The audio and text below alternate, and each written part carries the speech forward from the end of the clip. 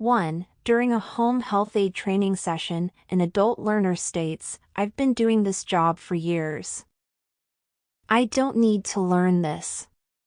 What is the best instructional strategy for the CNA instructor to apply in this situation? A. Ignore the comment and continue the lecture.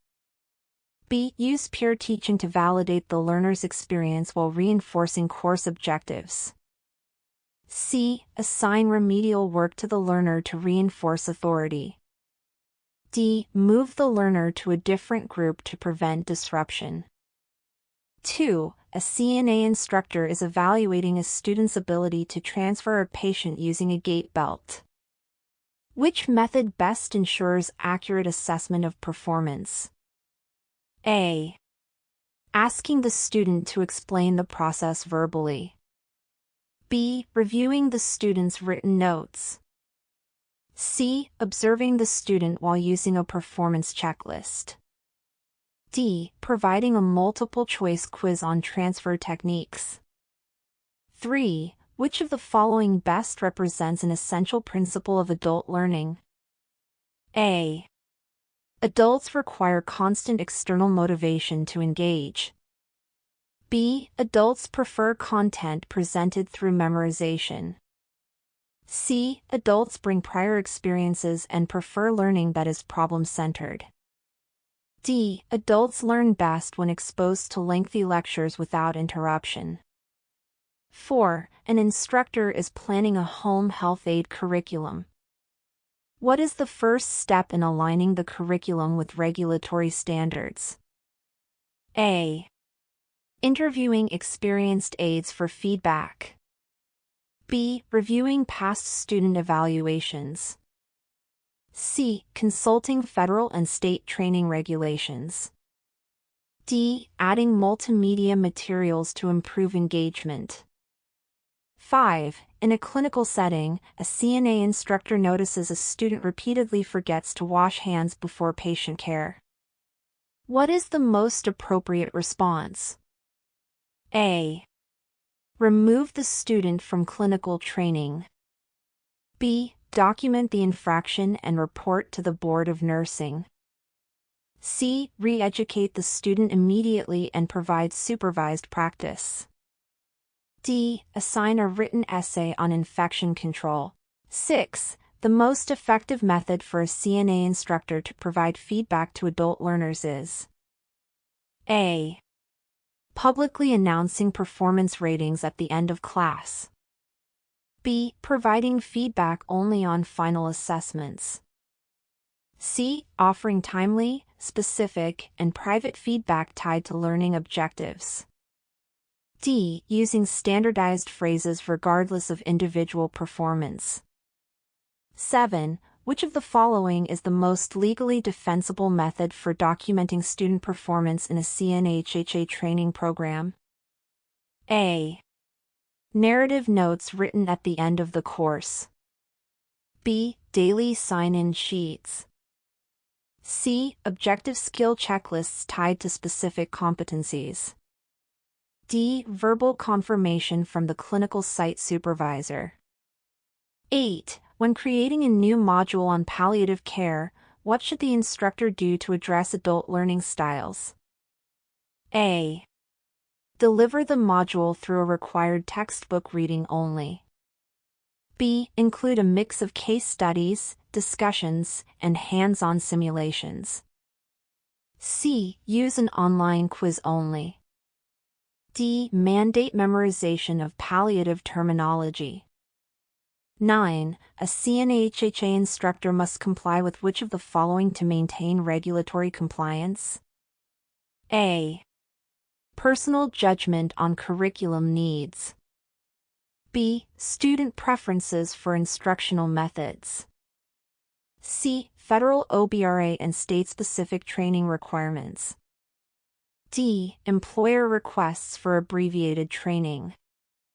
10. A student in the CNA program consistently underperforms in clinical evaluation despite adequate classroom results. What action should the instructor take? A. Pass the student based on classroom scores alone. B. Provide individualized remediation and reassess clinical skills. C. Dismiss the student from the program.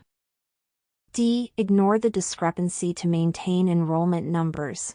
11. Which characteristic best describes a successful mentor in a CNA HHA training program? A.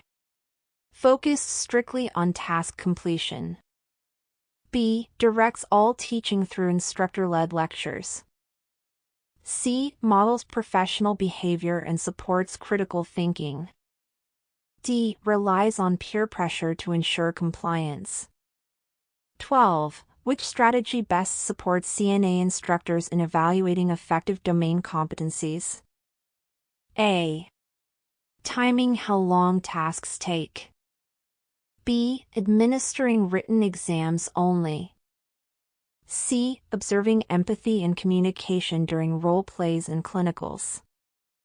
D. Checking if students complete assignments. 13. What is a key purpose of a train-the-trainer program for CNA instructors? A. Preparing instructors to take national nurse licensing exams. B. Teaching instructors how to manage payroll systems.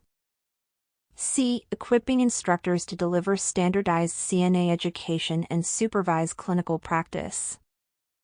D. Replacing the need for nursing credentials. 14. During clinical instruction, a student reports they are unable to complete a task due to discomfort. What is the instructor's ethical responsibility? A. Force the student to perform the task. B. Ignore the concern to avoid conflict. C. Discuss the concern privately and explore support or reassignment. D. Penalize the student's grade immediately. 15. What documentation must be maintained by a CNA instructor to comply with training audit standards? A. Student creative writing assignments. B. Unofficial attendance notes. C. Completed skill checklists and clinical evaluation forms. D. Verbal evaluations submitted by peers. 16. Which of the following methods most enhances retention in adult learners during a CPR skills training? A. Reading the CPR manual aloud. B. Watching a recorded demonstration only. C. Practicing with mannequins and receiving feedback. D. Completing an open book written quiz. 17. A CNA instructor is designing a new lesson on vital signs. Which element is most critical to include in the lesson plan? A. Instructor preferences for teaching style. B. Clear objectives aligned with certification competencies.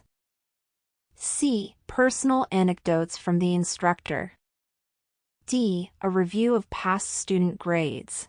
Home Health Aide HHA CNA HHA Hybrid.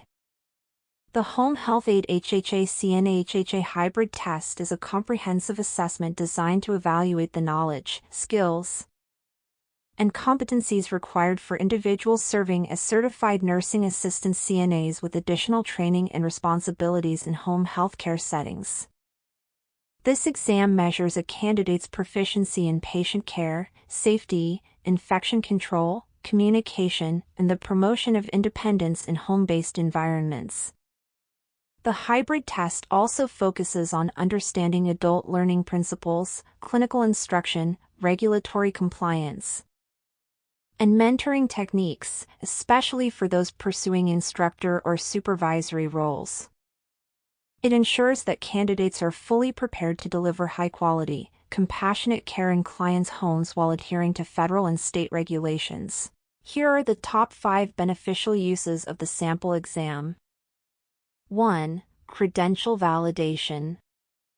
The test verifies that candidates possess both foundational CNA skills and specialized HHA competencies, ensuring quality care in home settings.